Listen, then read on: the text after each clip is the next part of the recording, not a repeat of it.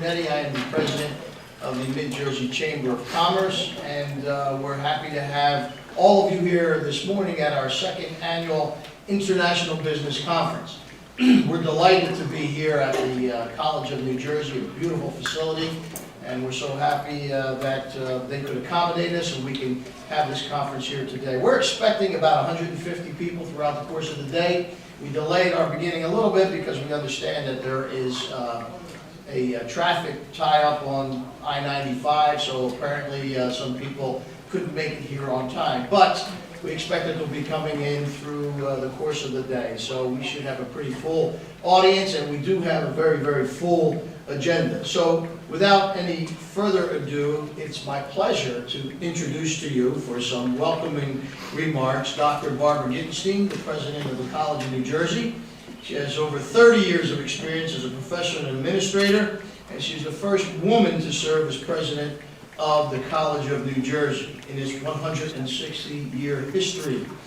Upon her arrival in 1999, Dr. Gittenstein immediately set out to enhance academic rigor and faculty-student engagement, which led to the transformation of the entire undergraduate program. She found innovative resources and certainly funding, investing more than $450 million in the college. Today, the College of New Jersey is a highly ranked, highly selective institution whose graduates regularly outperform their peers in national exams. Ladies and gentlemen, Dr. Barbara Gittenstein.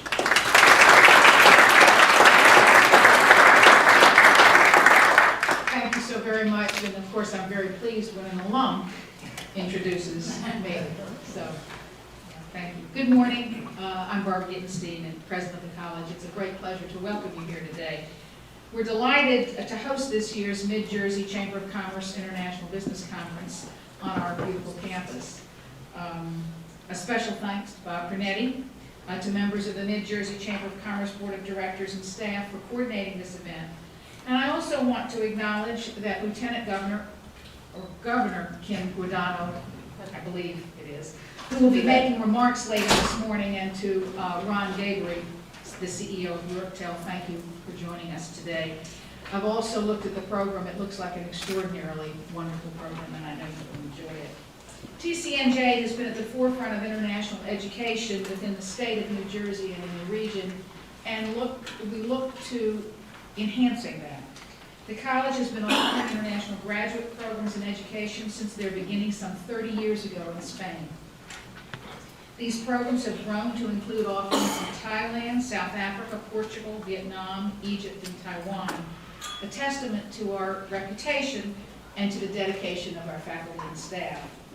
Today, the college stands ready to partner with businesses to develop their staff, to carry out international market research, and to help with your international marketing. Targeted graduate programs, professional development, and continuing education offerings will effectively prepare students to compete and succeed in a globalized economy. Indeed, global studies is one of what we call our signature experiences that every student should experience during their undergraduate time at TCNJ.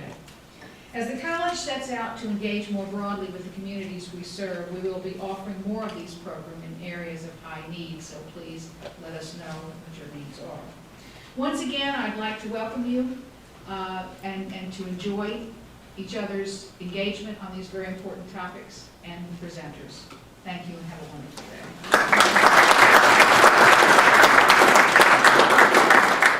Thank you, Dr. Gittenstein. I should mention that Dr. Gittenstein is also a board member of the Mid-Jersey Chamber of Commerce, so thank you very much for that as well.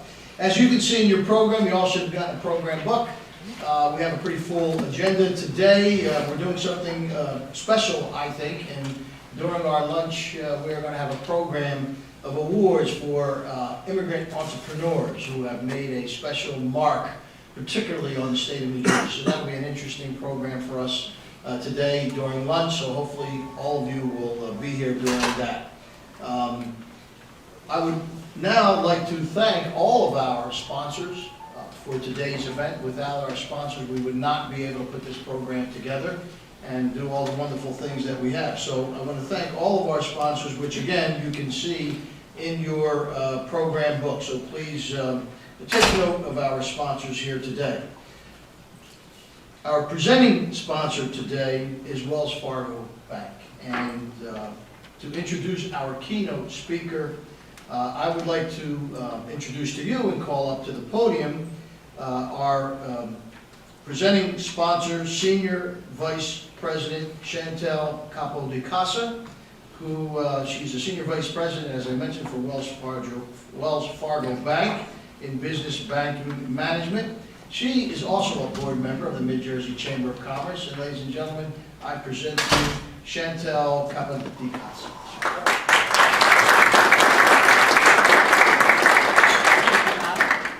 I always thought that if I didn't pursue a career in banking, that maybe I would want to be a college professor. So I'm going to enjoy this moment. It's the closest I'm ever going to get to it. Standing here, this room brings back a lot of memories. But I appreciate everybody coming today. Wells Fargo is a proud sponsor of what we hope to be a very informative and engaging event. I am the business banking manager for Southern New Jersey, so I get the fortunate pleasure of meeting with many small to mid-sized companies. And every day we're always talking about ways to use technology to help them grow their businesses in a global market. So I look forward to the events today. I'd like to take a moment to introduce our keynote speaker and thank you for presenting. Ron Gabry is the Chief Executive Officer of Yorktel. Yorktel is a leader in the telecommunication and unified communication markets with some of the largest enterprise customers in the business thanks to Ron's leadership. Ron's responsible for the expansion, investments, and acquisitions of Yorktel and also helped Yorktel to achieve the 2014 Frost & Sullivan's North American Video Conferencing Service Product Line Strategy Leadership Award. Please join me in welcoming Ron Gabry.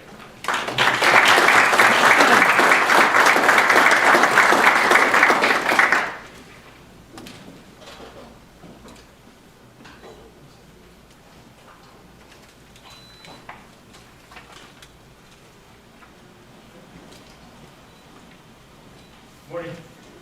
Good morning. Can you hear me okay? Yes. Unlike everybody I think I met this morning, I did not go to school here. I went to Ohio University. And just recently, about a month ago, I was listening to Sirius Radio and they were listing the top 5 party schools in the nation. And I said, well, that used to be us, that used to be us. And they're going down the road. And number 1, Ohio University. So we still are listed as the top party school in the nation for college. I thought somewhere along the lines they lost that ranking. I think they're holding strong. Again, my name is Ron Gabry, CEO of Yorktel. I live in Toms River, New Jersey, and my company is in Eatontown, New Jersey. It's at exit 105 on the Parkway. I want to talk to you a little bit about my background and my company, but not any self-serving thing or commercial for my company, just to set a little context for my talk today. And if this turns into a how-to, I was originally told come and speak on international business. I think if I put 4 people together for my company and make it one person, that person might be qualified. I'm not qualified to speak in general terms, international business, but I can share with you my experiences of partnering to go global through many good partnerships around the world and through acquisitions. And I can speak to you from my experience of how we went global. There's a lot of great speakers today to speak on accounting, finance, banking for global businesses, and suggest that while I have the School of Hard Knocks going global and working with all those organizations and professional services, I certainly am not an expert in that field, but I think I have a good amount of experience in partnering, going global, and through acquisitions. So with that said, I just, a little bit about myself. I started on Wall Street, traded commodities. And then soon after that, after 4 years of working on Wall Street, I did a startup company for out-of-state lotteries. And then I got smart and stopped with the get-rich-quick. And in the late 80s and early 90s, both became illegal. I think I left Wall Street when they came and took 3 companies off the floor and everything in their office, and they didn't exist after 30 years of being in business. So I went to work for a CPA firm. The CPA firm was specialized in government contractors. doing anything. I had 100 small businesses in New Jersey traveling around and helping them anywhere with the marketing statement, capability statement, accounting system to deal with the federal government. That's where I met York and started in '95 as CFO. We were, back then, we were about a $4 billion company catering to just the federal market. We were able to do, through sending people, because we had military contracts and water civilian contracts, we were able to send people around the world, but we would send our people around the world, Ramstein, UK, and through brute force, we did some international business, but we certainly could not, we didn't have global capabilities. So, a little bit about the company. Yorktel is a video conferencing company with unified communication. We deal with Fortune 1 federal and Fortune 100, Fortune 500. In New Jersey, so we were going about our business for many, many years, and about 12 years ago, we had, because we were federal, we were in all over the country. We had partners and employees throughout the country. And I had an Operation Backyard. So Operation Backyard in New Jersey, we had no business in this region, no business in the New York, New Jersey, Connecticut, anywhere surrounding. We just happened to be headquartered out here. We were founded as we were a spinoff from AT&T Bell Labs. Our founder was a scientist for Bell Labs and had some patents. And we rolled out, and AT&T was our single customer at the beginning. So we had Operation Backyard because there was no business in this region. What we had discovered was that there were a lot of pharmaceuticals, international pharmaceutical companies in New Jersey, the Route 1 corridor. And we generated an interest from those companies. So, long story short, Operation Backyard is something that got us started in global. So, again, we're managed services. We have about 400, more like 500 employees now. We manage 15,000 rooms around the world. So the plan was to predominantly federal business around the nation and no business in this region. We wanted to do 25% in this region. We discovered, we worked into enterprise, we discovered that there were pharmaceutical companies in this region. And we started building global partners around the world. The first set of global partners that we built, we found when we actually got the work, they could not do the work for us. We had to do a reset. And the funny thing is, when there's a lot of businesses that are small businesses doing business with large companies, and they have a bit of a tolerance to help the small company. We were small at the time. Help a small company get a kickstart, whether it be in this country or other countries. So the first farm school that we ever closed actually helped us, introduce us to global partners that can actually do the work. So the first set of global partners that we built couldn't do the work. We built the second set, and then we vetted them out from that point. So New Jersey is a portal to the world.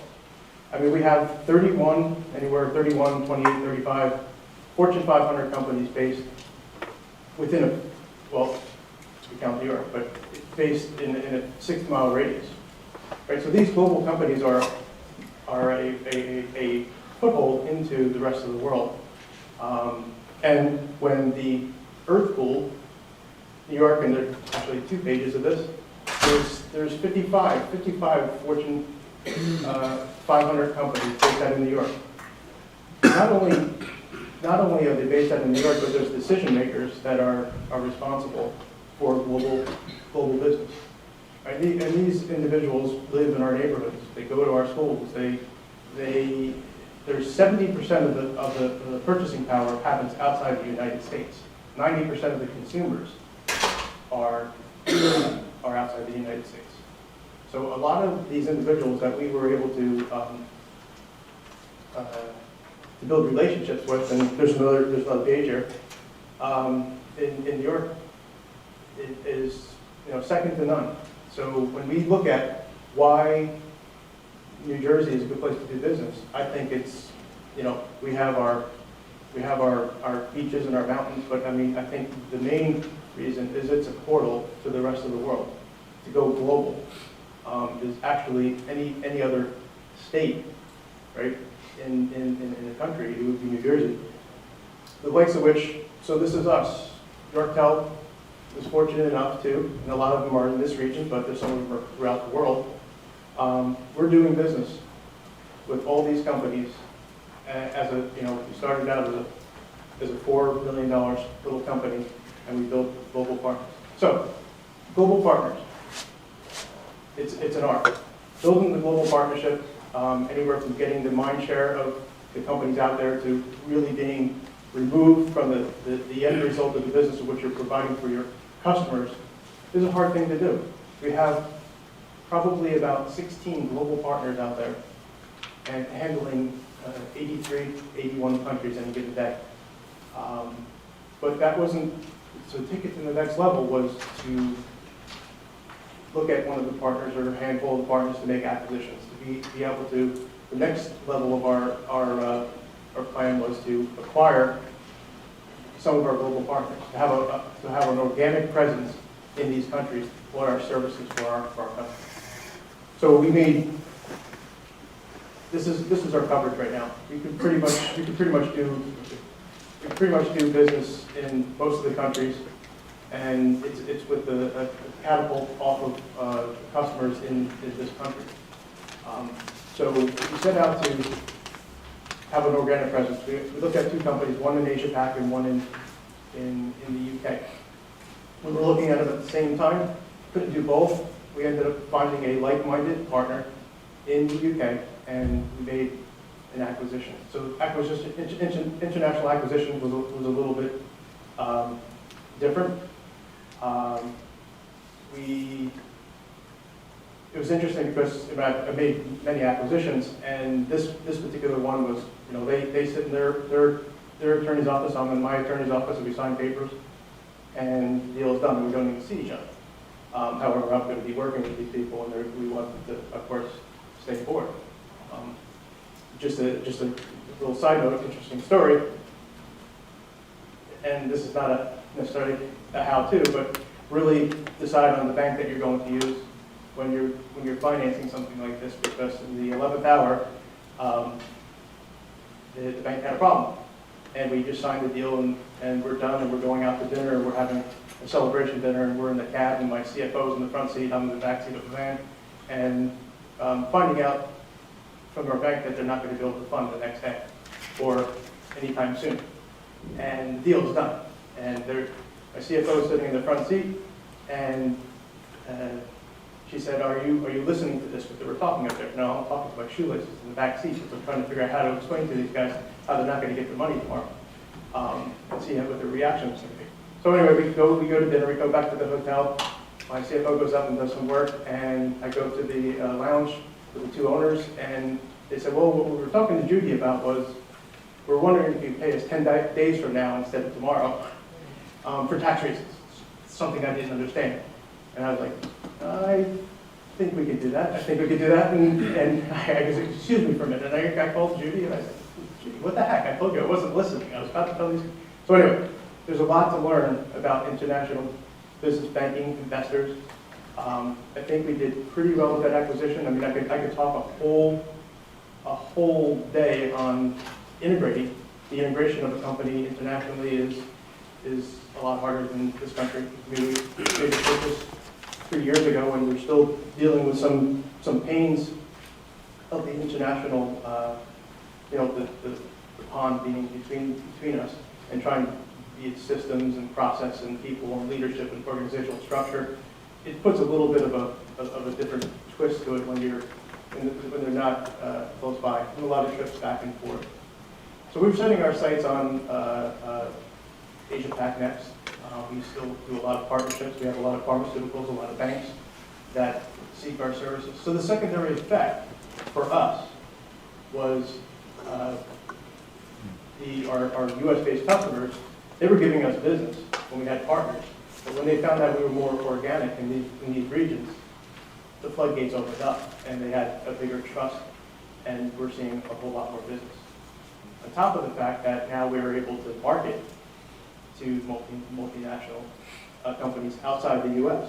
And our acquisition is now partnering to extend our reach, and then they purchased one of their partners. And that was a telehealth type thing, and it was a vertical of healthcare in the UK. So now we had partnerships, we acquired partners, partners made partnerships, and they're acquiring partners, and that's how we're taking over, not taking, far from taking over, but that's how we're growing international. But my thing is that it's all about where we live. I've been born and raised in New Jersey, and I wouldn't live anywhere else. But I mean, we look at the campaigns of why do business in New Jersey. It really, because it's for business to business, it is absolutely the portal to the rest of the world. I went back and forth of whether I was going to use slides or not, so I probably said some of this stuff. And I already said that. And partners,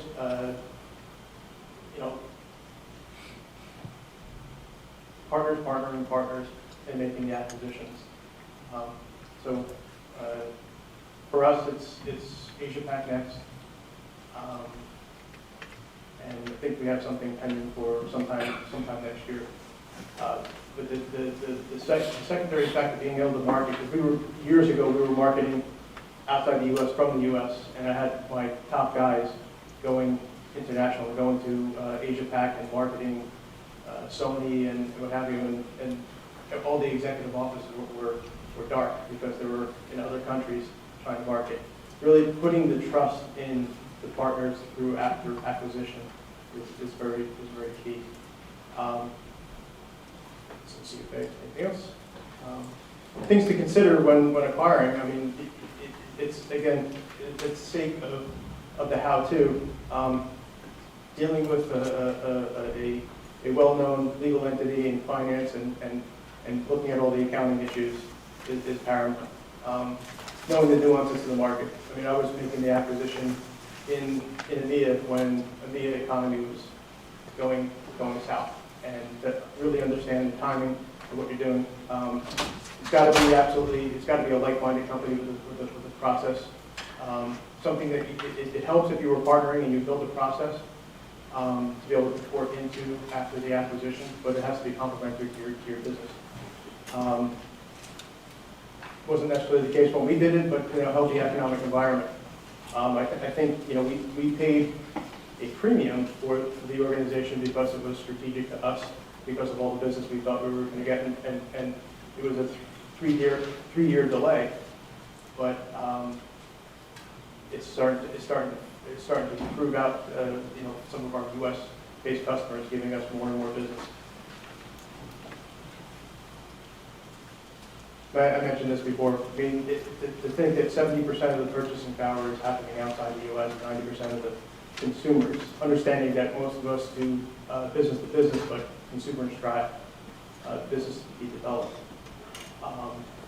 And in New Jersey, I think we have $37 billion that's being exported as we speak and growing. So to maybe talk to Kim later today, I mean, we used to have the New Jersey campaigns of New Jersey and you and all the different things. I think we've missed a little bit of a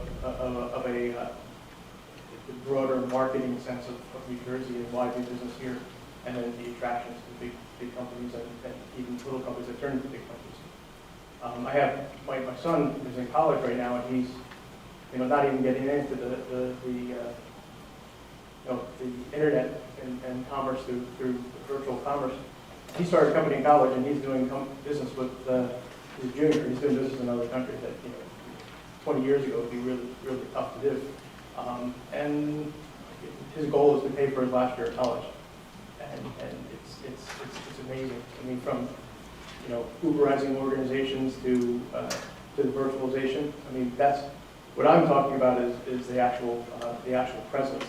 It's a little tougher to develop an organization that that is virtual. Not saying that it's easy by any means, but you see more and more of it, and I think some of the numbers are showing that. So, I don't know if this is a Q&A type thing, but I just wanted to speak to you from our experience. Certainly, I'm not an expert in going global. We're very fortunate to be in 83 countries, and I have some of the biggest companies in the world calling us to help them, AT&T, Verizon, SAIC, to help them with their deployments because they need help in these countries. I feel very fortunate through building the global partnerships and making some acquisitions and integrating those companies really helped us. But going back to, I think I don't know that it would have happened in any other state. Perfectly situated in New York, New Jersey has enough, just the portal to the world. I don't know that if we were based in Ohio, we would ever see the global business that we do today. Thank you.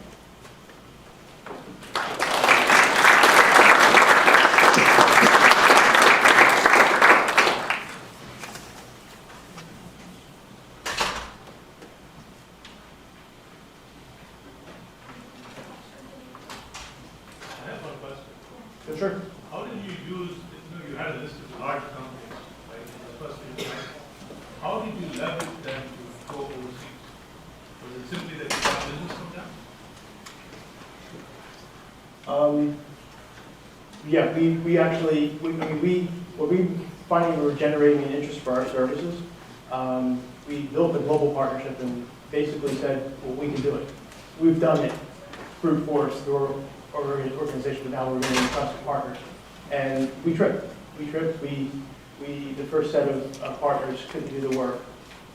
We couldn't get the mind share. We just happened to have one particular organization that put their trust in us and had a little tolerance.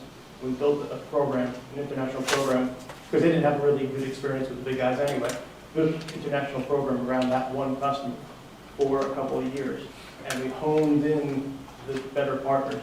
And then we got, incidentally, that particular company, when we proposed to them, they basically sent us a letter of thanks but no thanks. And we thought that the services were so unique, what they were looking for, we called them in and we gave them the wash and wax because they just didn't know us. Little company out of New Jersey, they're based out of New Jersey, and we pitched them, and they brought some more friends, and then we pitched them, and then they canceled the award and the solicitation, and they resubmitted it, and we ended up winning, which doesn't happen every day. So it was that was luck. That was luck, and we didn't look back after that. I mean, in our own little race. And it was still have that customer today.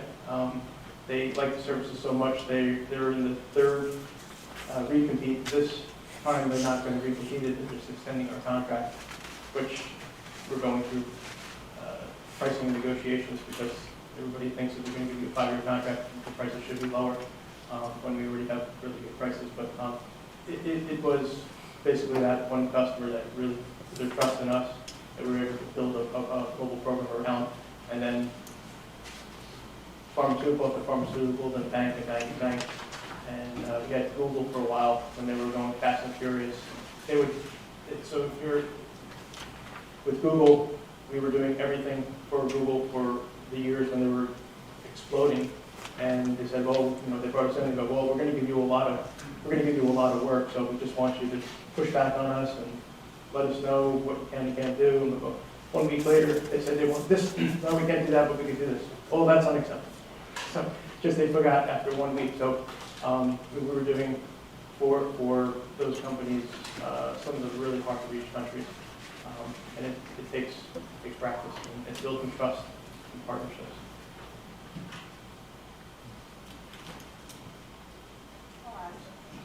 Which international markets are hard to enter and why?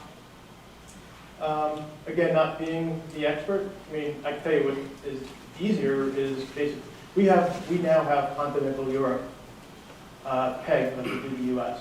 And again, if you remember, in the U.S., we did nothing where we were headquartered. We did it all around the country. And we pretty much have continental Europe pegged the same way. So for us, I mean, it would be parts of Asia Pac and South America. And because in South I'm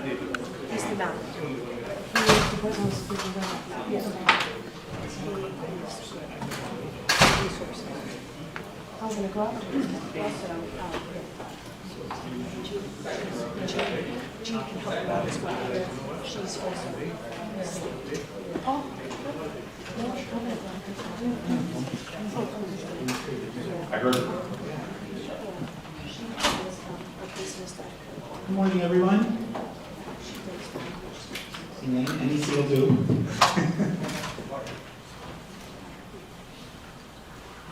Thank you all. We're going to begin the panel on international trade services. I just want to point out also that I am an alum of this school, and this is a new building, so this is exciting. But welcome, and thank you. Nobody, and please, if you need the restrooms or to fresh your coffee up or a drink, please feel free to get up, and I think it'll be out there in the duration. Good morning. My name is Eddie Mayen. I am the Director of International Trade for the state of New Jersey. I'm sorry, Director of International Business Development and Protocol. It's a long title, I know. We are an office within the Business Action Center, which is a unit within the Department of State. Our office, the Business Action Center, is led by Lauren Moore, and we are part of the Department of State, which is led by the Lieutenant Governor. So also the Lieutenant Governor in the state serves two roles as the Lieutenant Governor and as the Secretary of State. So you'll be hearing from her at 11 a.m.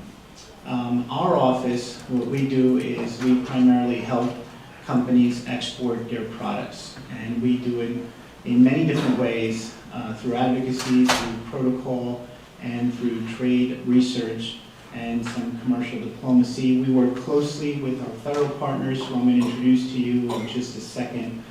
And we are actively managing the STEP program grant, which you'll hear more from the Lieutenant Governor when she speaks.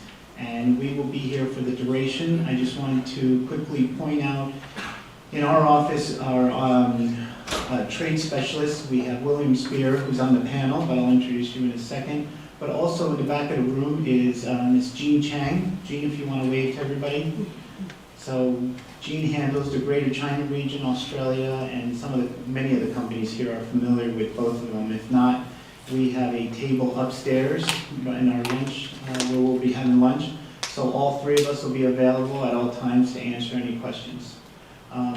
Okay, so let me introduce you our panelists. This is the panel on trade resource. And to my right, I'll introduce each, this is how we'll work our panel. I'll introduce each person, then they're going to give a 2-minute bio / services that they offer. And then we'll open it up to questions. I have some questions that some people have already asked that I can go to. But basically, it's going to be a working dialogue of any questions that you have regarding trade services. So to my right is Mr. Tom Motley, who is with the U.S. Department of Commerce, Office of Export Assistance Center. And next to him is Mr. William Spear, who is a trade advocate in our office. And we are very fortunate to have, next to Bill, Deputy Consul General of Japan, Mr. Manabu Miyagawa. So, gentlemen, if I could have you each give a 2-minute presentation on your office and your services, that would be wonderful. Tom? Hi, thanks, Eddie. Hi. Are we live here? Yes. Okay. Basically, as Mr. Mayen has pointed out, I represent the U.S. Department of Commerce, International Trade Administration Commercial Service. And to put that very succinctly and very briefly, our role is to help export U.S.-made goods and services overseas for a very simple reason. That is to say, to keep the jobs here and repatriate trade deficit dollars. That is, bottom line, what we are all about. That is assisting U.S. manufacturers enter foreign markets. We specialize in small to mid-sized companies, SMEs, because as those companies export, fill foreign demand, demand is put on their factories, and that increases employment and puts a positive ripples through the supply chain. We have a very professional staff that covers New Jersey. My particular office is home office is based in Lawrenceville, not too far from here. I am at a satellite office at Monmouth University, Leon Hess Business School. Monmouth University, interestingly enough, just won the President's E Award for export expansion for 13 years of supporting small to mid-sized companies who want to capture foreign markets. I cover Monmouth, Mercer, Middlesex, and Ocean counties. I deal with about 350 small to mid-sized manufacturers, tech companies, distributors, whatever.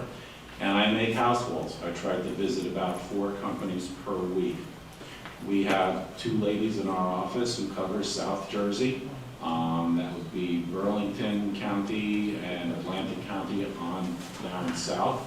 And for North Jersey, because of the industrial base, covering Somerset County and northward, we have the Newark office, the Northern New Jersey Export Assistance Center. So we have the state pretty well covered between north and south with the Northern New Jersey Export Assistance Center in Newark and the Central Southern New Jersey Export Assistance Center based in Lawrenceville and Monmouth University. In a nutshell, what I do on a daily basis is assist companies finding agents, distributors in foreign markets, importers, end users, corporate procurement types, foreign government tenders, things of that nature. I also assist with letters of credit, shipping documentation, export controls, whatever may come up. We do a lot of seminars and conferences to provide training for companies either in the area of shipping documentation or export controls, or on special topics such as how to sell to China, how to sell to the United Nations, how to deal with the CE mark, what have you. We are also part of the Office of International Operations, which means since the days of Jimmy Carter in the 1980s, the commercial aspect within the U.S. consulates was taken away from career diplomats in the State Department and given to the U.S. Department of Commerce. So in the U.S. Embassy in Tokyo, you have a commerce person and a state person handling U.S. commercial interests. This is the case in about 95–97% of the world. Some areas such as sub-Saharan Africa, you still have commercial work being done by career diplomats, but largely when you go to a U.S. embassy and expect support as a U.S. business person, you will be dealing with a commerce person who has a sensitivity and attention to industrial needs and industrial culture. Trade finance is a big aspect of what I do, and hopefully the Congress will reauthorize the Ex-Im Bank because, as I have said for the past 13 years in New Jersey, dealing with manufacturers, it's best, just as the Boy Scouts say, every scout a swimmer, every U.S. exporter should be offering credit insurance through the Ex-Im Bank. It allows the company to sell on open account in foreign markets, enable foreign distributors to purchase more U.S. goods and services, and those can be done on credit with a guarantee of payment through U.S. Ex-Im Bank credit insurance. Unfortunately, Ex-Im Bank is at this point in limbo, but we will have to see. If Ex-Im Bank comes back, I would encourage any manufacturer in this room to look into getting Ex-Im credit insurance for their overseas sales. We also do a lot of special projects.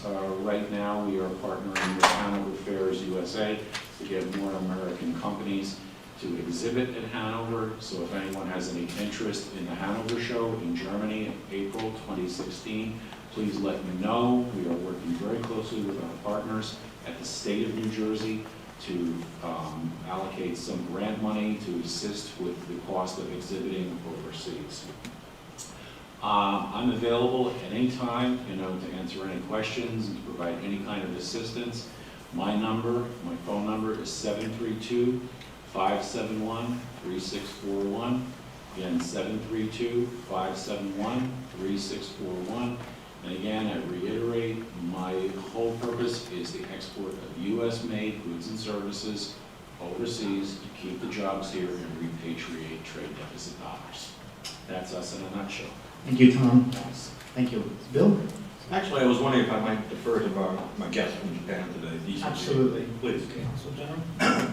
Thank you very much for this opportunity this morning. I'm very honored to be here to speak with you at one of the most prestigious institutions in the U.S., College of New Jersey. Present job of mine is as Deputy Chief of Mission of Japanese Consul General, which is physically located in New York, but we are in charge of the promotion of economic relations between Japan and New Jersey. Let me perhaps touch upon two recent joint endeavors that we have been involved with our good colleague from the state of New Jersey, as well as business people of New Jersey. One is the visit of Japanese biggest economic business organization called Keidanren, which took place in July this year. They visited Trenton with participation of about 10 CEOs from various different companies. And the visit was very successful with the great welcome given to the delegation by then acting governor, Madam Kim Guadagno, who will be speaking from 11 o'clock, as said, in this room today again. And we have heard some specific interests expressed by some Japanese companies participating in that trip. And this Consul General of Japan to New Jersey is always ready to follow up and harness any mutual interest between the Japanese companies and New Jersey companies for both ways, from export from New Jersey to Japan and vice versa. And that is one area this Consul General has been in charge with about 90 staff, 45 Japanese staff and another 45 American colleagues. And second broader area that I'd like to draw your attention is the recent agreement in principle on the Trans-Pacific Partnership. And that is a very important framework through which we can not only promote trade in both ways, but also we can promote investment, because it's not only about reduction of tariff, but also it involves the improvement of investment environment in each country. I mean, 12 countries are the parties to this TPP, and the US and Japan are the main mover of this treaty, and we look forward to the early effectuation of this TPP, which will certainly, increase the mutual trade and investment flow between New Jersey and Japan. And finally, related to this TPP, let me just briefly mention to the package of economic policies implemented by Japanese Prime Minister, Mr. Abe. It's called Abenomics. It's named after Prime Minister's name. And one of the main pillars of this Abenomics is to attract more foreign direct investment to Japan. And we are very glad that some companies in New Jersey have already invested in Japan for many years. And now a new system where some state ministers in charge from the Japanese side to be an advisor to incoming New Jersey companies to Japan. This new system will be beginning soon. So these are the areas that I'd like to touch upon. And finally, let me just refer to my own experiences of working for the Japanese Foreign Ministry for 30 years, and it happens to be case that I was involved in the World Trade Organization dispute settlement procedure for some years in early 2000, and most recently, before being assigned to the office in New York, I was working at the Japanese mission to the European Union, where I was one of the members of negotiating team of the free trade agreement between Japan and the EU.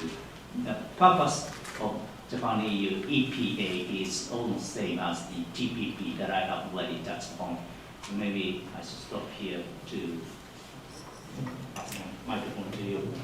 Thank you very much, DCG.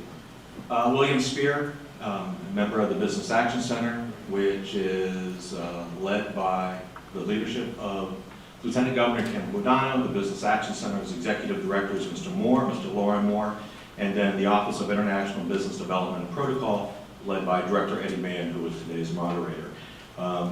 Much of what I'll talk about is going to be on the STEP program in terms of implementing that. It is designed to help New Jersey companies with the 51% or more goods and services that they're making here to find homes in markets around the world. It is not a terribly difficult program to understand. If you are looking to enter markets, expand in markets, if you qualify for the STEP funds, there's an opportunity to discuss how they might be applied. I'll leave that as the program goes on, but suffice to say, I too am a pleasure to be here and particularly be on this panel with my colleagues. Thank you. Thank you, gentlemen. I'd like to open up the floor to questions, and if you would have a question, please state your name and the company or organization you represent so that maybe somebody else in the room that's in the audience may want to talk to you. So, does anybody have an immediate question that they would like to ask? Okay, I will begin. I have a question. I know of a company who manufactures medical equipment, and she is interested in getting contract work with some other governments. What would be the approach you would take, or how can you help me get business? Who would like to answer that question? Well, I think since you've asked it, you may as well answer it, Director. I'll lead on that. The question, as I understand it, is the company makes medical devices, medical technology of a broad range. Not so much specifically what it is. I'm sorry, medical hospital equipment. Oh, healthcare type? Yeah, like Okay. cots and IV stands. Okay. Does Does the company have any prior experience with exporting whatsoever? Christine? Hello? Oh, I'm sorry. He's referencing me. No, we sold directly to the DoD, and so now this is the first time we're looking beyond the United States and looking for other contracts. Okay. Are you comfortable with me kind of using you as a test case just to talk forward? Do you mind? Okay. Let's take the example as currently present in the room. One thing that I would want to do is have a little bit more of a conversation to get a better sense of the particular products, be it goods, be it services, a combination of the two, to better understand what that is. It's a fairly broad range. It could be anything from stethoscopes to x-ray machines and higher up. And most likely from my desk as well, I would begin to do some kind of an analysis, get a sense of where U.S. goods and services that are similar to Christine's companies are flowing around the world. Begin to do a little bit more of analysis, get a bit of a 5-year trend line, and say, look, these industries are growing in these countries, and maybe not growing in other countries. And encourage her to sit down in the privacy of her offices with her own team and take a look at those countries and say, okay, we're comfortable doing this here, we're not so much here, etc. Out of that list of 5, maybe 10 companies, I'd encourage her and her company to come up with a list, a short list of 3 countries they'd like to go further. That conversation winnows it down from anywhere in the world to 3 possible countries. My next step would be to engage Tom Motley or his colleagues, or North Jersey, Susan Widmer in the Newark office, and to encourage them to have that conversation. Because then what I would expect to have happen, the folks in the Newark office would say, okay, Christine's identified 3 countries, begin to send out information to those 3 countries and get a sense coming back of what type of appetite there are for those goods and services in those 3 countries. Then, depending on what you get back, you're going to be in the mode to do many things. Most likely, all of them take advantage of U.S. commercial services, and I'll let Tom go into a little bit more detail of what those are than I could ever hope to. But then also, assuming that the company qualifies for STEP funding, we want to have a conversation concurrent with that to get a sense of where we can begin to apply STEP funding for the services, and if there are trade missions involved, trade show exhibits, where we can begin to provide funding for the program, of those programs, to meet with your overall export plan. That's what I would start with. Excellent. Thank you, Brad. Tom, did you want to add to that? Sure. Thanks, Bill. That was a great intro to getting started internationally.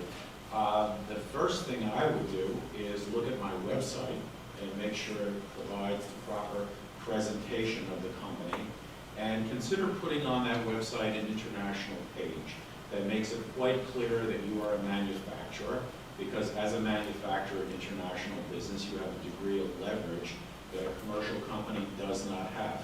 Most people want to deal direct with OEMs and manufacturers. So you can put on your website very easily an international page that says, look, we are a manufacturer of X, Y, and Z medical products conveniently located in the New York metropolitan area. Have some photos on there that show that you're a brick and mortar company actually making something.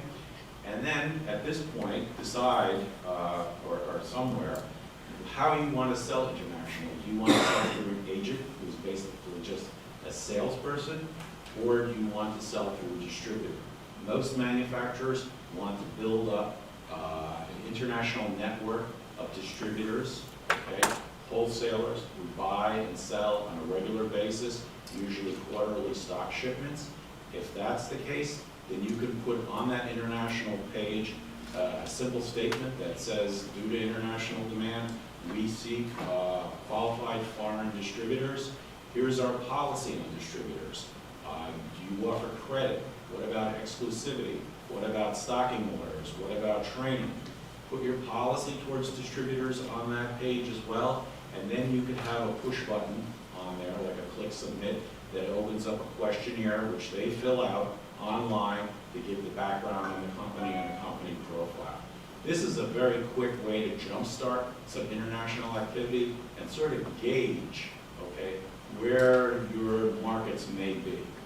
If you have an idea from being in the business quite a while where your markets could be, then you have to look towards the peculiarities of each particular market. Since you're in the medical equipment field, there may be requirements in the ways of regulations that you're going to have to overcome. So you have to look at that stuff now, especially in dealing with the distributor. You know, there's a whole lot of things you can do. As Bill had mentioned, we have the Northern New Jersey Export Assistance Center. I understand that you're going to be meeting with them. They can come out and visit with you, understand your strengths, understand what your management orientation is, and discuss with you some of the paid services. For example, if you think Spain is a great market, you could possibly do a gold key program in Spain with the U.S. Department of Commerce, commercial section in Madrid. Can you just 30 seconds explanation of gold key? That was it. Okay, of course, that's why you are. Gold key is simply a matchmaking service whereby you would list the qualifications of a distributor to the U.S. Embassy in Madrid. They would look this over and say, yes, we're able to do this. They would get back to you saying that on such and such a date, October 13th, at the Embassy in Madrid, you would meet with 4 companies that have an interest in representing you, purchasing from you. You fly over there and you meet with them. And there is money available, I believe, Mr. Spear, to offset the cost of that. The cost of that is very reasonable. From the U.S. Department of Commerce side, it's about $700. Okay? But you're on your own for a hotel and airfare. Typical gold key is about 4 appointments per day. 2 of them are going to be, you know, not really that relevant. 2 will be live wires. 1 should be the real deal, where you can sit down afterwards and gain some traction. Okay? So step funding can offset a lot of it. You could also look into going to trade shows. but that's kind of expensive and maybe further on down the line. Key thing with internationalizing a manufacturer is making the commitment and understanding that international business is a little different. And it takes time. It doesn't go in a straight line like U.S. business does. It goes in up and down fashion. Personal relationships are very important. Cultural relationships are important. So you have to be a lot more patient. Give yourself about 3 to 5 years to get this thing going. Look into the payment process. How do you want to get paid? Should it always be U.S. dollars? Should it always be wire transfer up front? Unless you go with the XM Bank route, hopefully, which will come back. Thank you, Tom. Yeah, just a second. Yeah, I'm gonna have, yes, sir. If I may, I'd just like to talk about possible future opportunities between New Jersey and Japan. First of all, let me just share my own experiences talking with one of the members of New Jersey-based pharmaceutical company called Merck. Of course, Merck is not small and medium enterprises, but one thing which might be very worth listening to from Merck is they have found very good partner in Japan in the past several decades actually. They started to work with one particular Japanese pharmaceutical companies in Japan, and that helped a lot in terms of getting to know people and necessary distribution networks and getting to know the state of arts, new invention in Japan. And this such networking with good partner in your designating country seems to be very important, and Consul General of Japan, like perhaps all the other Consul General in this country, will be very much ready to introduce you to any relevant actors and relevant information sources. And I know through the conversation during coffee time that matching people is not enough. Of course, it's a necessary start, but what we call aftercare to make it sustainable seems to be even more important. And in that regard, I think the latest visit of Japanese K-Danden people, which certainly heightened interest in both Tokyo and New Jersey for sustainable exchange of information or person-to-person contacts. So we'd like to use this kind of momentum that has been created by the visit of Japanese business people, and I hope that will be at some point in time in the future reciprocated by the visit of New Zealand business people as well. So it's a very broad conversation. Council General, may I ask you also to introduce some of the members from your consulate that perhaps to be able to answer questions later? My If you're not- colleagues, yes.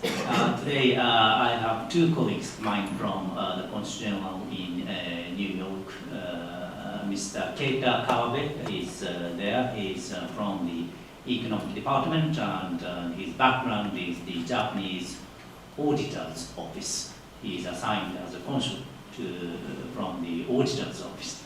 And Mr. John Scotland, who has been working for the Consul General for longest years among ourselves, and thanks to the very good communication between your office and John's team, we are here today. Thank you. Thank you. Bill, before you get into your answer, I wanted to point out that the speaker earlier, Mr. Avery from Yorktown, mentioned that 90% of the world consumers are outside of the U.S. It's another statistic that goes along with that said less than 1% of U.S. companies export. So if you're not exporting, you're not alone, but it's time to get started. And of that 1%, half of that percent usually export to just one country. So as Tom mentioned, every country is its own network. But I think we have a question here from the gentleman. Very related to what all you folks are talking about. My name is Bob. I am the president of the Mid-Market Institute. become mid-sized companies. Number one question I get about exporting is, everybody tells me 95% of the World consumers. consumers are outside the US, they hear all these facts. I would like to export. Who can help me to market? I can give you dozens and dozens of personal examples of people who said it. They don't know where to go to market. Can you help? That's a very good question, and we've had that in the past, and I believe, Bill, you want to start with you? Well, actually, my response would be very similar to the one offered to Christine just a moment ago. Our office does do market research, export research on both goods and services. Services data is a little bit softer than goods, to be true, but it's still out there. It's all public domain data. And while we don't say that we do, I'm not going to pinpoint where the buyer is, that's actually going to be closer to Mr. Motley and his colleagues. We can take a blank sheet of paper which represents the world, and on that we can begin to winnow down where some of the largest as well as the fastest growing countries are. And that's what we do, publicly available data. It is, and we do it all the time. In fact, I've got one such case sitting on my desk when I get back to the office today. And what that does, just as echoing what was shared with Christine a moment ago, it takes the globe and then it removes everybody other than the fastest growing or the biggest or whatever the criteria is for the company. And I don't know all the criteria.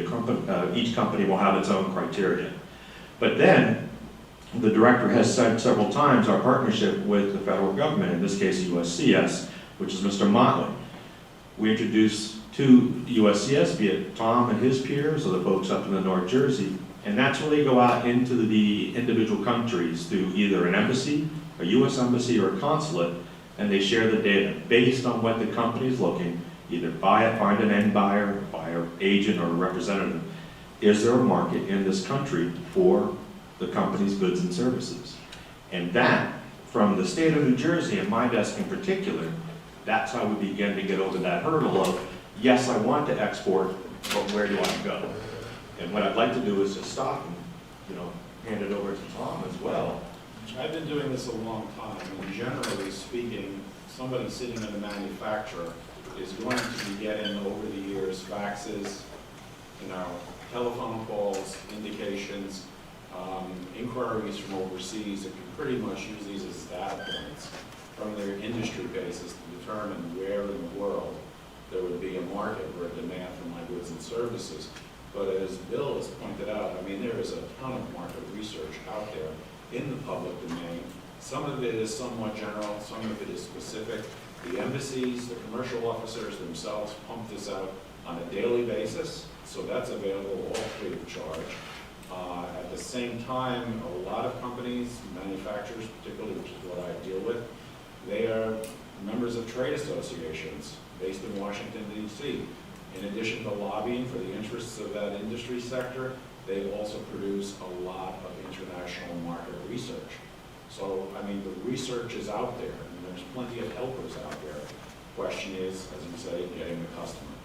That's the bottom line. But in the area of manufacturing, a solvent, stable, going concern company that has some sort of international presence is going to be getting inquiries from all over the world. Now, whether or not they decide to follow up on them, that's another story. Yes, sir. Thank you. Of course, as a consul from Japanese Consul General, my main duty is dialogue with Japanese companies. But having said that, may I just try to draw your attention to the one particular chapter in this recently agreed Trans-Pacific Partnership. That is a chapter on small and medium-sized enterprises, and this chapter specifically stipulates that once this TPP would be effectuated, there will be the multilateral or bilateral subcommittee which will take up the issue of very specific requests or complaints from any small and medium enterprises from 12 parties to TPP. That is another reason why we hope this agreement in principle would be realized as a more effectuated document. That is one additional information for you. But market research is important because as we were talking about internationalization of a company, you have to look at the duty rate structure in a particular country. For example, India has whoppingly high duty rates, which really make imports not price competitive. Same thing with Brazil. Okay, I get a lot of calls about India and Brazil. The reality is such that the duty rates are so high, it's like beating your head against the wall. But, we try. But that could be part of the discovery, right? If the company comes Yeah, back and sure. says, oh, look, I've got 5 countries I want to look at. If Tell them the that anecdotal knowledge that you folks have would begin to winnow out additional companies. Or, non-tariff barriers. Somebody wants Europe, okay, I have to say, you have an electromechanical device, you better understand what CE marking is about if you want to go into Europe. Okay, because you're going to be beating your head against the wall. Just a second, sir. To finish answering your question, I think the first part, and we've had companies say this to us, is just as important that they identify where to go, also where not to go before they spend money, trying to penetrate a Brazil, as Tom pointed out. And to further answer your question, the conversation that Christine and I had last week is that I think that companies, once they get in our network of trade professionals in the state, like our office, commercial service, there's a district export council, there's gonna be Exum, I'm hopeful. SBA, Ms. Toni Corsini, who's not here today, but she's also internationally based. There's a trade network of people in the state that once a company touches any one of us, we are in constant contact. And the way we get out the word is events such as these, and we try to get, but again, there are so many companies that are not exporting that's, going back to what Tom said earlier, they have to make the commitment. Once they make the commitment, then you'll see all of these resources and doors open. But let me go to a question here from this gentleman. Sure. Henry Chow, the law from Princeton. There's been some talk about the TPP. Are you getting any sense of how that's going to impact New Jersey businesses? Any trends in terms of what areas are going to be impacted? At this point, we haven't really gotten any, feedback on that. But my guess is it's going to have a positive impact on New Jersey business. But it's just going to take time, and it's got to work its way through Congress, so we'll have to see. Has the TPP contents been released in full or part? My understanding is no. I don't believe so. So just summary is available, but not the full text. Is there a schedule for that, or? Good question. I don't know. Just watch the skies. I mean, that's what I do. Reuters, Bloomberg, things The like that. last article I read last week said that it's with Congress, and Congress can only vote yes or no. They can't change it or amend it. So until they actually vote on it, I don't think anybody's going to be able to read the entire contents of it. When they'll vote on it, I don't know specific. So did you want to ask a question, or a gentleman in the back? At the back. Yes, sir. I had to step out for a minute. Did anyone talk about the major barrier of language in doing business overseas? Not yet. I was going to get to that. I mentioned Well, cultural. let me give you a little of my experience. I imported wine from France for many years, and other countries in Europe too. If I didn't learn French, I wouldn't be in the French wine business. I had to learn French. Now, if I would go to Germany, for example, everyone spoke English in Germany. If you have trade partners overseas, you must have people that are multilingual, and you can't use translators on the spot. You have people who really know what's going on and can converse in your language and the native language and understand the nuances. It's very important. Otherwise, you're not going to be in business. And that's a tremendous point as part of what Tom referenced just a moment ago. Vince, it's not just enough to see, oh, there's a market right over there, there. Tom was referencing cultural barriers. Language is one of them. Business law, how business is conducted, etc. There is a very broad spectrum of things that go into making additional commitments to a given market.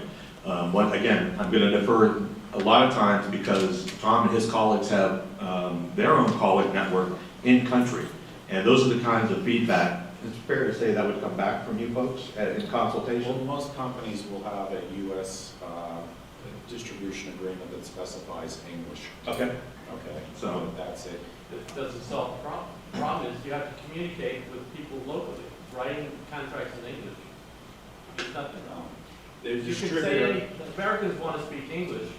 We have to learn, we want to do business overseas, we're going to have to learn other languages. We can't expect everyone to know our language. I don't care what your political position is in life, but we're going to do business in Latin America, we're going to have to speak Spanish.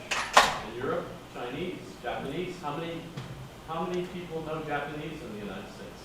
0. This guy right over here does. Mr. Scotland. Of course, Japanese know English, but go to Asia, go to Vietnam, go to India is another thing. West Africa, for example, have to speak French, have to speak English. Well, that's part of the discovery point. that, I mean, you take it one step further, there's also the metric system. So, Yeah. Well, that's Let me, this lady, ma'am? Okay. I am very happy that he brought that point up because I am here in this conference exactly. My business does translations and interpretations exactly because of that reason. So anybody that is interested, I'll be more than happy to help you, to assist you in the translations and interpretations that you may be needing, just to facilitate and bridge the language gap. Do you have the booth upstairs? I have the booth upstairs. Okay, that's yours. I am one of the sponsors. Yeah, we did. Hello. Excellent. Councilor General? Yes. Thank you very much again. It's very encouraging that you are providing such services. And I've been aware that talking about Japanese, this College of New Jersey not only offers today's venue, but also the Japanese language program every semester. That is what under my limited knowledge about excellent record of this college. And also coming back to the efforts that Japan is taking vis-a-vis attracting more foreign direct investment.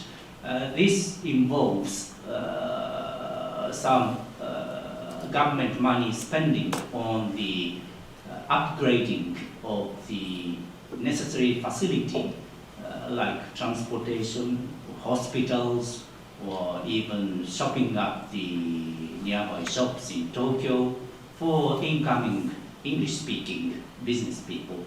So we admit that English is more, widely used language for international business, maybe the most widely used language for international businesses, and Japan is trying to accommodate such fact.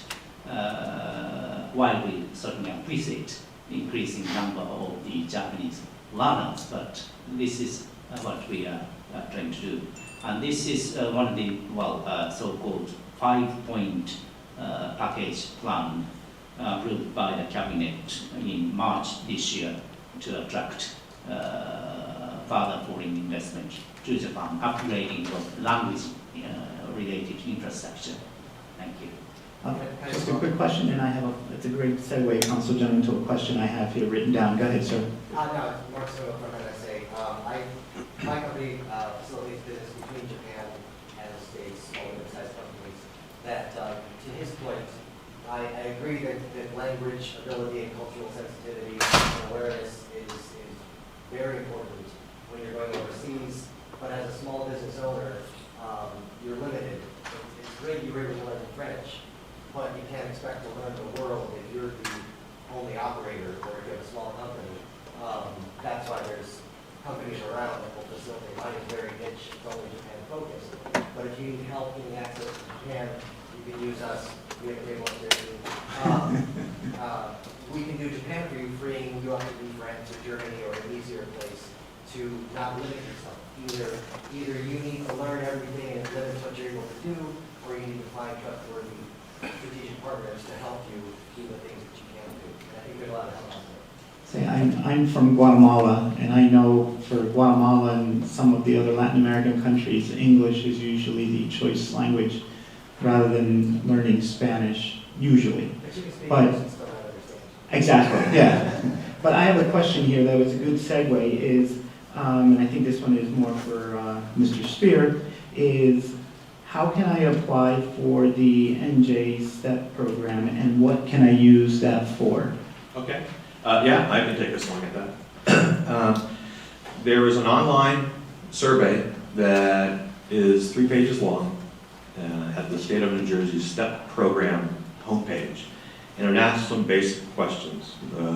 There's a lot of information on what you're trying to do, a little bit about you, but the SBA has got 3 key questions that begin the process of determining whether or not a company is in fact eligible for an SBA STEP grant consideration.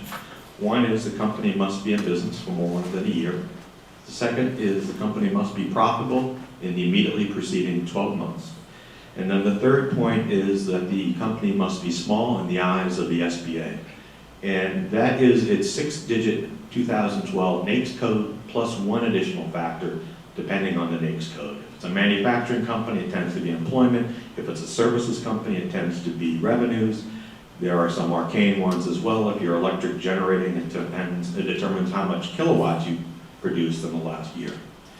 Assuming for sake of argument that the company passes all those and it is in fact eligible, SBA has asked us and all the states to put the money in the hands of what they call the most worthy companies. And they have encouraged all the states to use projected export sales and then projected jobs as a result of exports. So the fourth component for the state of New Jersey is a form which says, okay, you would like to go to this event or use this service of Tom Motley's peers overseas at X number of dollars. What is the projected exports based on that, of using that service, and then what are the projected jobs to be either created, retained, supported as well. All those items go into evaluating whether a company is in fact going to get a STEP grant, and if in fact they're going to get a STEP grant, there's 4 areas in which the STEP grant is applicable. Tom's talked a couple minutes about U.S. commercial service. A lot of that, I don't know of an example that would be otherwise, but a lot of that is covered 100% by the STEP program. There may be an exception, I'd have to find it. I'm sorry, I don't know off the top of my head. So U.S. commercial services, right off the bat. And then trade missions, where groups of companies travel, not necessarily overseas, but it could be overseas, could be here in the United States of America, prearranged business meetings. The registration and booth costs, if booth is available or part of that, is aggressively covered by the STEP program. And then depending on the cost, we try to get to 100%, but I can't guarantee that at all times, depending on the underlying cost. Then the trade exhibits, which are where you go and just put up a booth, and Tom referenced one in which we're working hard to support, Hanover Messe. The magnitude of the trade event itself, the scope of it, the reach of it, the international reputation, that's a fair word, right?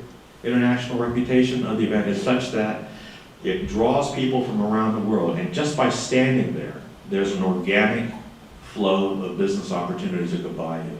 The meetings are not necessarily pre-planned, although, if I remember correctly, USCS is making that available should companies choose to take that. That could be an option as well. That tends to be a much higher fee. Now, Hanover Messe is not the most expensive show you'll ever see on the planet, so we're working hard to be very, very, very aggressive with our funding on that. And then also for those companies that require the gold key type of services, that would be in addition to that. Let's say for sake of argument, we'll use Tom's $700 a day, so we would look at the trade exhibit itself and fund that, and then in addition to that, a separate grant for the gold key services as well. There's a fourth category. SBA asked us to expand our grant coverage this year, and that is in the area of translations. It's underneath the broad heading of website.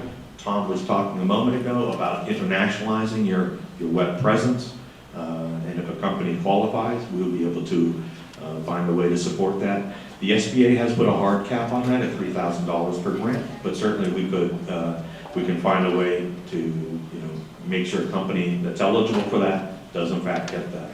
Those are the areas. Now, we also do supporting of events. Today's event is sponsored by, is receiving STEP funds, courtesy of the SBA.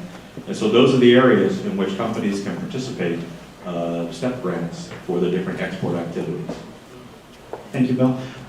We're going to wrap up here in just a minute, but let me just give you the website that Bill was referring to where you can find our documents for application. And the website is njstep, step.nj.gov.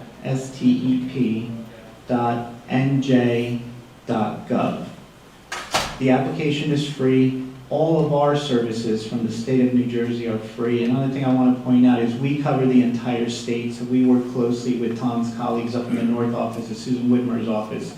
And also, the STEP grant binds us to the 51% U.S. content, but as a general, our office we're not bound by that. So if you are a company and you want to do the market analysis that Bill talked about, everything with the exception of the STEP program, but you're not 51%, you're welcome to give us a call and we'll work with you and see how we can help.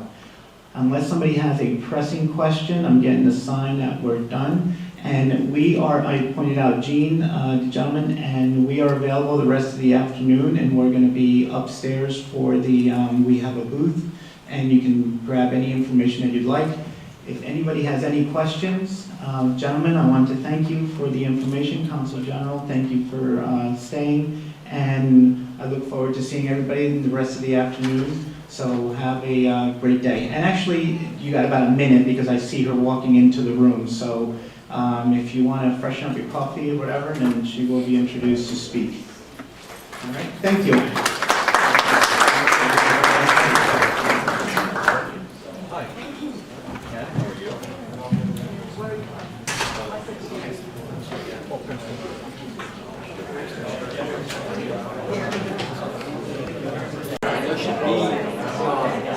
There should be a spot.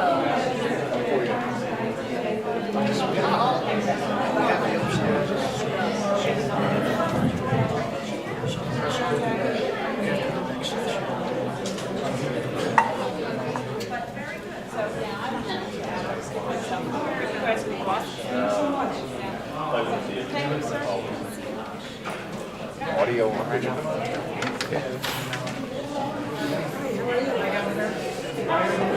He's one of the award winners this afternoon.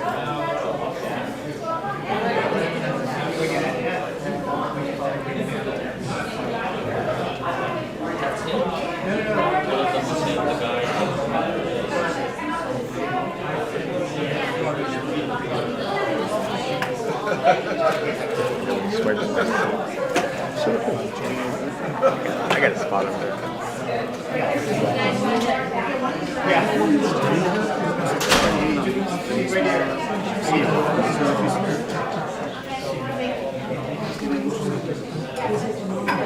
I slept 2.5, 3 hours. I just couldn't sleep. I woke up at 4 a.m., much like you probably did. I couldn't go back to sleep.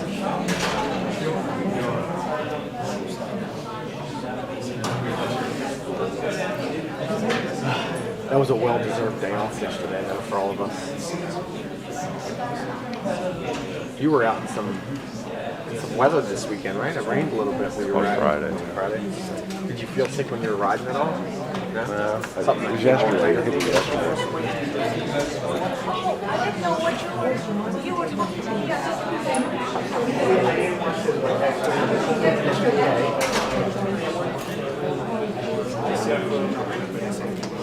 Nothing. The whole fish. Turn it on. Going on.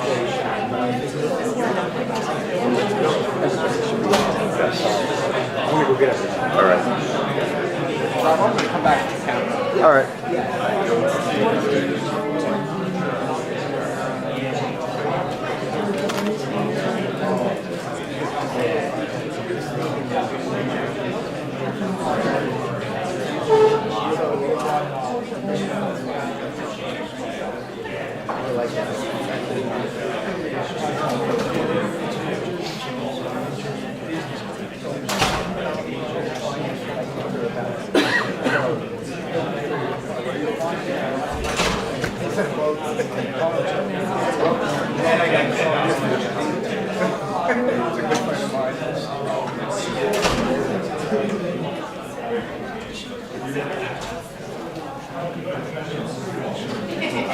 We didn't get to say hi. I know he's not hard.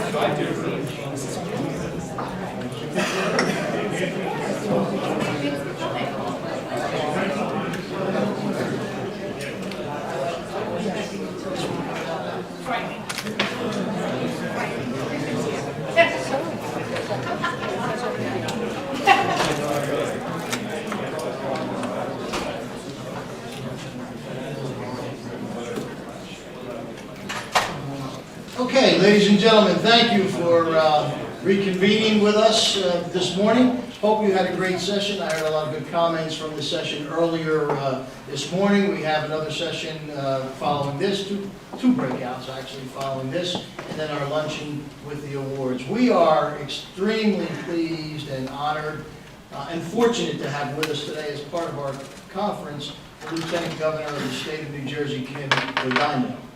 I've known Kim for quite some time, Lieutenant Governor, I should say, but we've been friends for a long time.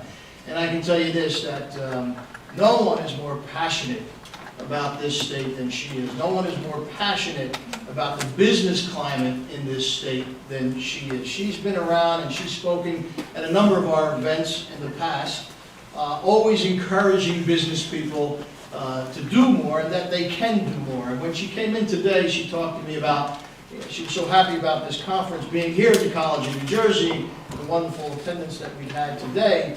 But her message is the fact that, you know, we have the tools in the state of New Jersey to help you do business in international markets, and that's what this conference is all about. So without any further ado, I've got some formal things that I know she doesn't want me to talk about. So without any further ado, I'm going to introduce to you, ladies and gentlemen, our Lieutenant Governor, Kim Guadagno.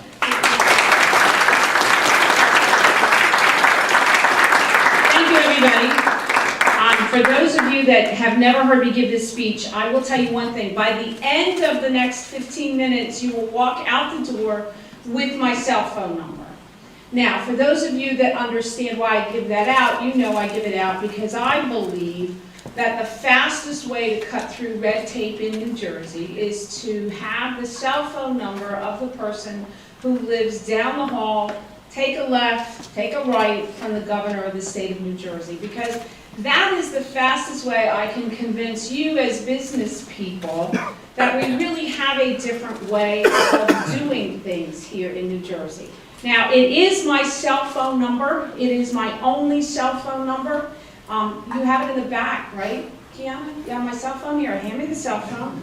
I was about to say nobody else gets to hold my cell phone, but I don't have any pockets here. And I bring the cell phone with me because by the end of the speech, if you walk out with nothing more important, you walk out with my cell phone number. Now, you've already heard from the most important people in the room. Where are you, Eddie? Eddie Mayen, right here. You've already heard from Eddie Mayen, who works in my office, the head of International Business and Protocol.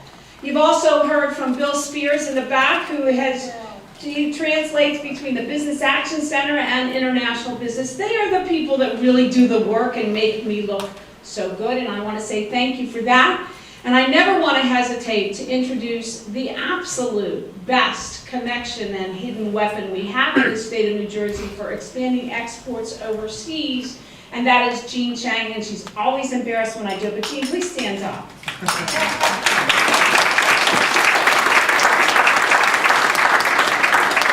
And this is a miracle that we have 3 people from the state of New Jersey whose only mission today is to teach you how to export outside of New Jersey. And I say that as a miracle because I look back to where we were 6 years ago when I first took the oath of office. And 6 years ago in New Jersey, we had no overseas offices. None. Not of one. Now, you say, how do I put that in perspective? Well, Pennsylvania, for those of you who don't know, they're across the border not too far from here. Pennsylvania had 23 overseas offices on the day we walked in the door. We knew we had to do something to connect with our friends overseas, and we also had to do something to connect our small businesses with our friends overseas. And we did it in a couple of different ways. The first way is we created a privately funded 501c3 called Choose New Jersey, which started to expand our relationship with countries overseas by simply going there and reaching out to businesses that we thought fit with New Jersey. So Choose New Jersey took us, and it's gotten to be such a long list, I'm going to write it out. Choose New Jersey took us to Israel, Mexico, Taiwan, North Korea, or South Korea, sorry, South Korea. Anybody gonna correct me on that one? No, we're just gonna leave that one alone. Gina's just gonna say, okay, she's not had her second cup of coffee. At South Korea, Canada on numerous occasions, India for days on end. Choose New Jersey, a privately funded entity who targeted their efforts at companies we thought in those countries would best fit New Jersey. And the benefit of that is obvious, right? I don't have to open an overseas office at your expense if you're from New Jersey, taxpayer expense. Every single one of those overseas offices is expected to cost the taxpayers approximately $250,000. There was absolutely no way to measure our return on investment on an overseas office. I still to this day don't know how Pennsylvania does it. If I'm not sitting in an office, checking on my staff, making sure they're marketing New Jersey in India, then how do I know what my return on investment is? So we decided that Choose New Jersey would just go to India, find those companies that had a foot in the door already in New Jersey, or those companies that fit in New Jersey, and then talk to them about why they needed to be in New Jersey. That was the real first start we had in terms of attracting a global market to this country and to this state in particular.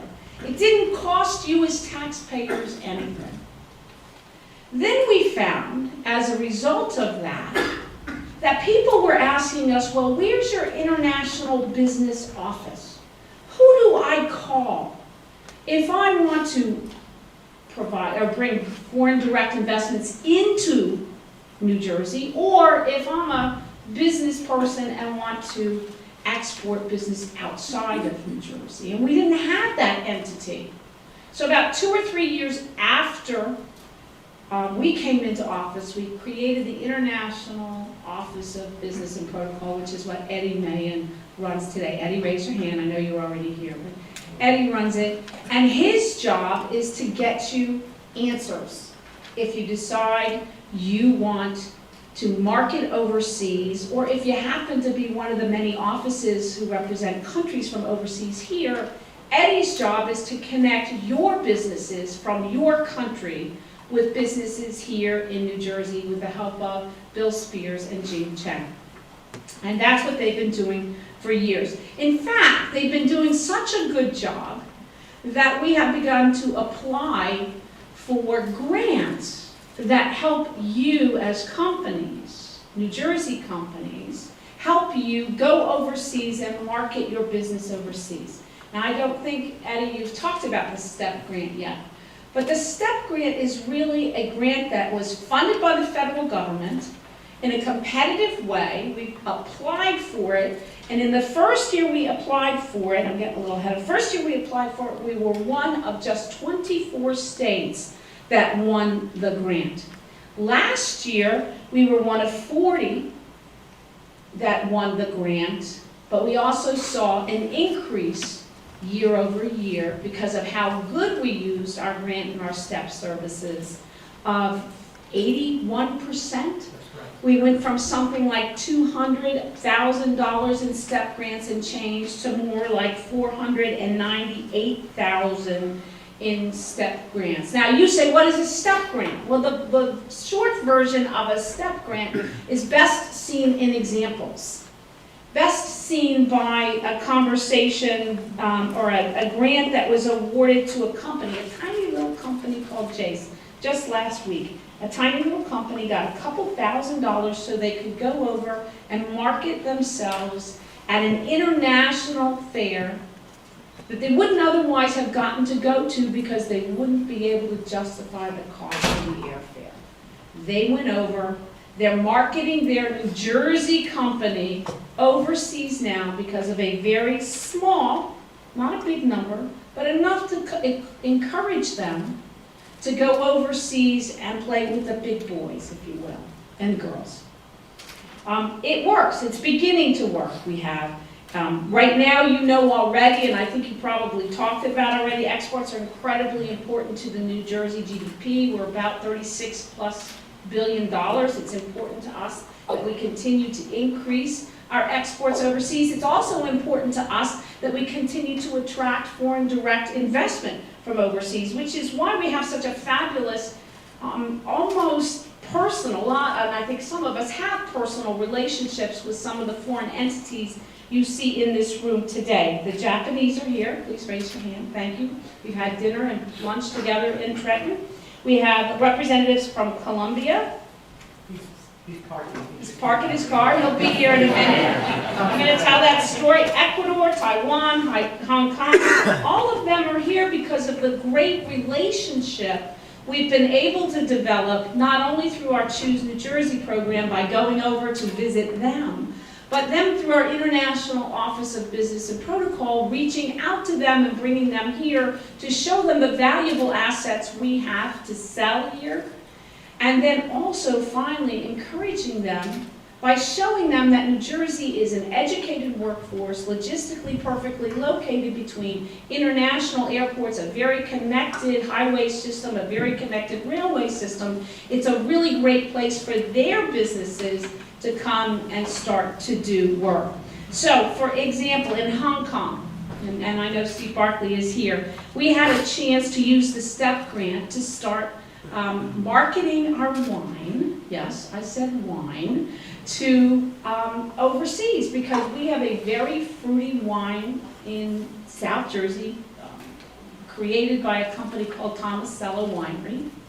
Our first exposure to them was through Jean Chang when they were trying to do some exports in Taiwan, and some of their wine got stuck and couldn't get out in order to go to a trade show fast enough. So Jean was able to shake some trees, and I so don't want to know what that means.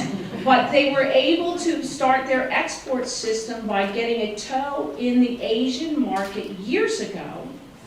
That has turned into the Hong Kong market, and I'm looking over at Steve Barkley right now because of the STEP grant that sent Jack Tomasello and a couple of cases of his wine to the, hold on, let me read it, the Hong Kong Wine and Dine show at the end of 2014 with the help of Steve Barkley's office in Hong Kong.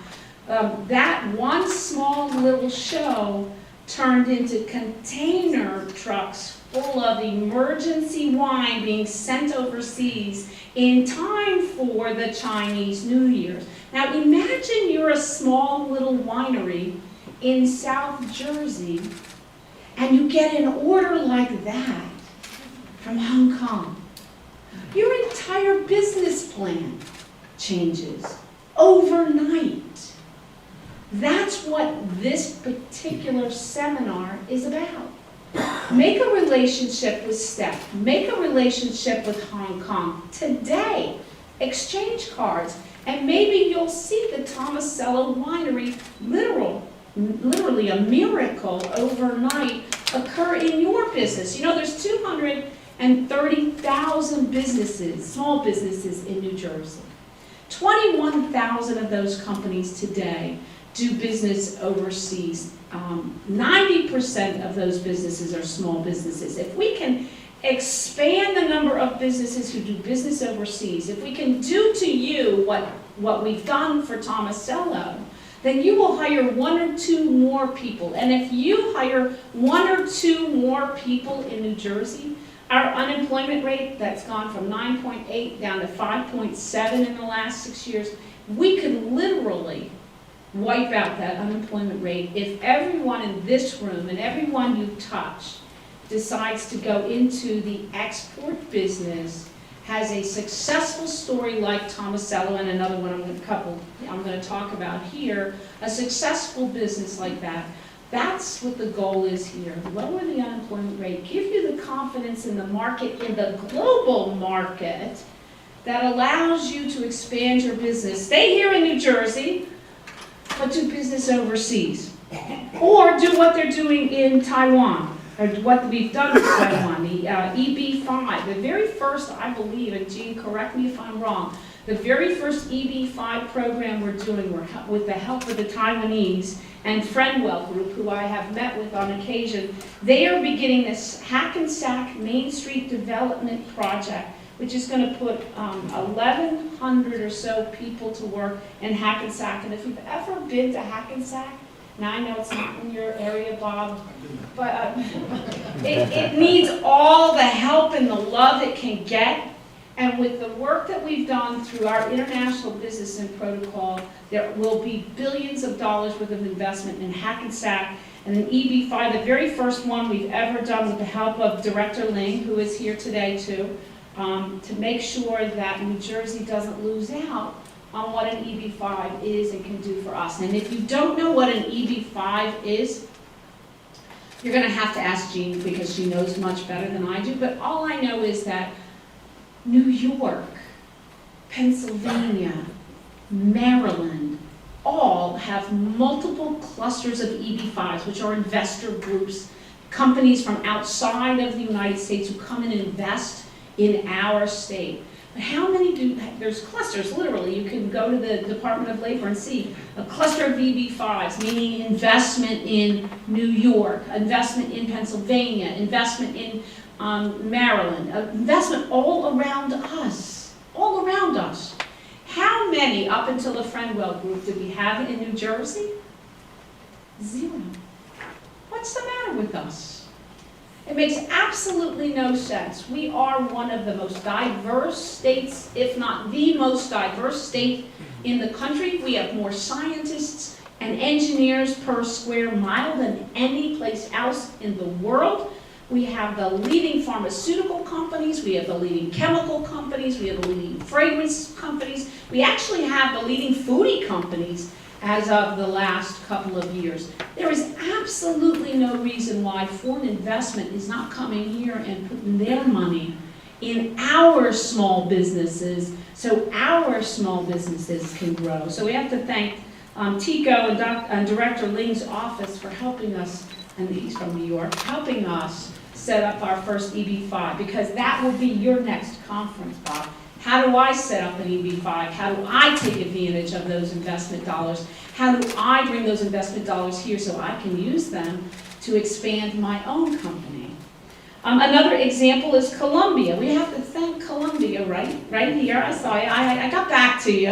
I got back. He was parking. We have to thank Colombia because the Consul General of Colombia, General Rodriguez, is a great partner for all of us, set up a trade mission to Colombia so we could engage in trade with companies in Colombia. 11 of the 23 businesses that went with a STEP grant, correct me if I'm wrong, with a STEP grant from Eddie Mayen, was from New Jersey. That's the type of story we want to hear.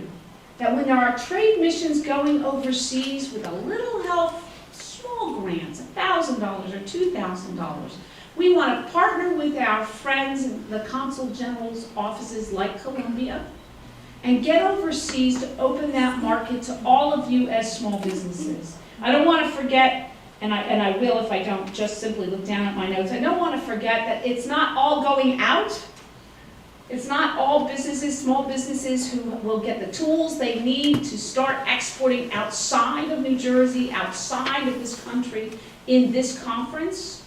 But also I want to talk for a second about foreign direct investment. That is, when you go overseas and you see a company that you want to deal with, well, don't deal with them overseas. Tell them to come to New Jersey. We'll help them invest in New Jersey. You will become, when you go overseas, our ambassadors. All of you, because you will want these companies to be next door to you, and that's happening every day here in New Jersey. The most recent example is a Belgian company named Solvay, who had a chance to go anywhere in the world. They're now in West Windsor with 359 employees, 35 new ones coming over, a capital investment in New Jersey of $10 million.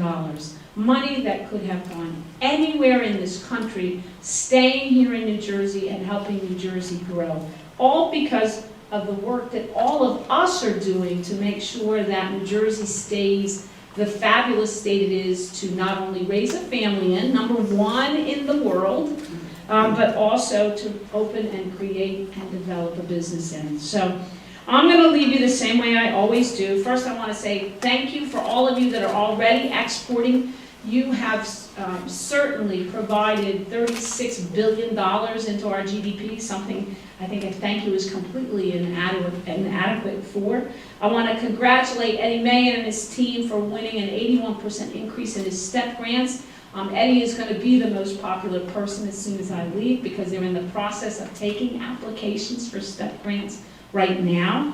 And finally, I want to thank Bob and MIDJersey for everything they do to make sure that the economy, not only in MIDJersey, but also throughout the state of New Jersey, is alive and well and thriving. Without your help, without that private sector help, we wouldn't be moving from 9.8% to 5.7% and hopefully lower by Thursday of this week. I don't know, I'm not saying, I'm not previewing, but I'm just keeping my fingers crossed that the unemployment numbers continue to go in the right direction, which is down. So I will end the way I always do. If you have any problems doing business in New Jersey, any whatsoever, I defy you to use my cell phone number. It's here. Someone recently told me, even though I've given this number out to tens of thousands of businesses in the last 6 years, that they don't believe it's really my phone.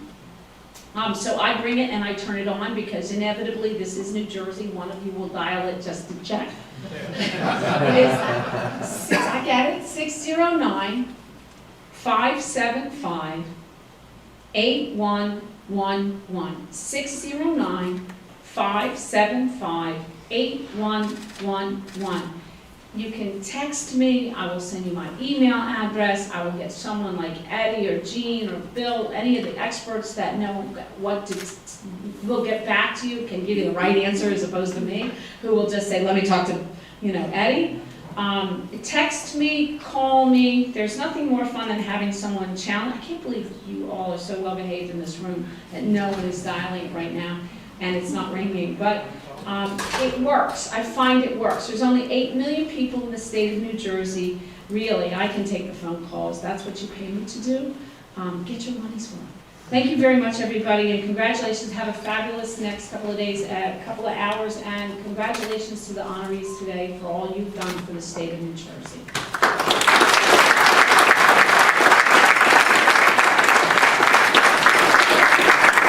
I'd like to thank the Lieutenant Governor for taking time out of her busy schedule to be here with us today, and you can see her message is always very, very passionate. But we are going to talk about EB5 a little bit later on today. So, it works. Trust me, I've used it. It works. You get a response. Absolutely. So, thanks once again, Lieutenant Governor.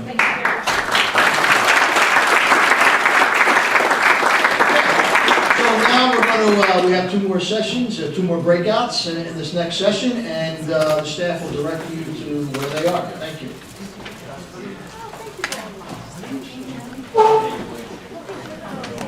Watch your step, I don't want you to trip. Good morning again. Just wanted to let everyone know this is panel 3 in this room. Panel 4 will be in the other room right outside the door. We will have staff members out if you have any questions. Panel 3 is emerging markets. Panel 4 is investments. And if you have any questions, please don't hesitate to ask. Again, this room is going to be panel 3.